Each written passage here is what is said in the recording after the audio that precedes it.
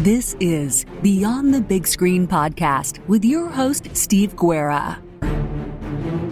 Here is another Beyond the Big Screen teaser for episodes coming soon. I hope you enjoy and definitely tune in for the full episodes. If you want to learn more, you can head over to beyondthebigscreen.com. You can support Beyond the Big Screen on Patreon and Subscribestar.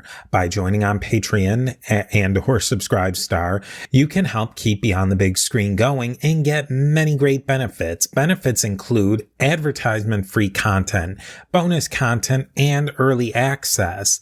The bonus content is great too. I will feature outtakes from episodes and live streaming episodes. If you join at the executive producer level, you will become just that, an executive producer of Beyond the Big Screen. You will be able to develop ideas for upcoming episodes, help find great guests, and of course have your name mentioned at the beginning or end of each episode. You won't just be a supporter, you will be a critical member of the team. Go over to patreon.com/Beyond the Big Screen or subscribestar.com/Beyond the Big Screen to learn more. If you have any questions, comments, or feedback, send me an email to my email address, steve@a2zhistorypage.com, or follow us on social media by searching for A2Z History. I will see you next time Beyond the Big Screen.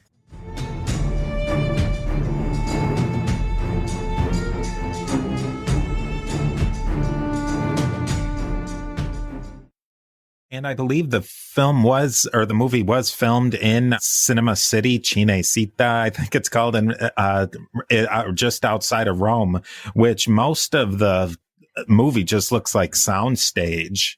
It was filmed at Cinecittà, yeah. Oh, yeah. A lot of those exterior shots are all Rome. It's quite incredible. Obviously, they've used a lot of the set lots in order to construct the ancient version. But when you see them riding around along the Appian Way and things like that, you've got all of the Mediterranean pines, and that's all part of the broader landscape that Cinecittà was able to access at this time.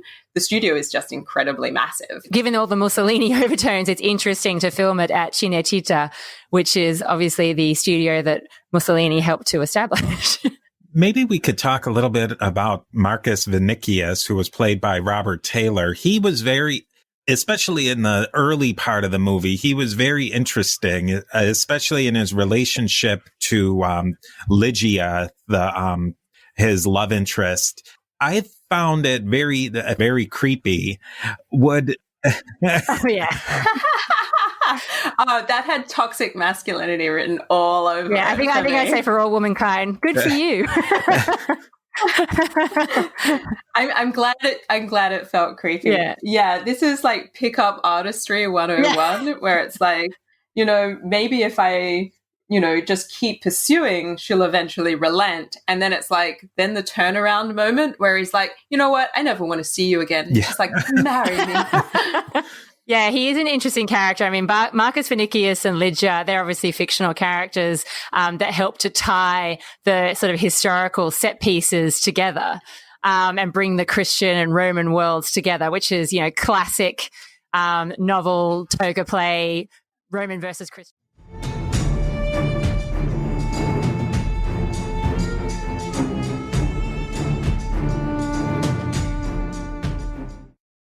Terrible things. But certainly the critique that's coming from the elite can't be discounted. There's a lot of negative tradition that is connected with Nero, and our writing is coming from people who are senatorial members, and they're coming from people who are also trying to offer warnings to their current emperors who they also despise.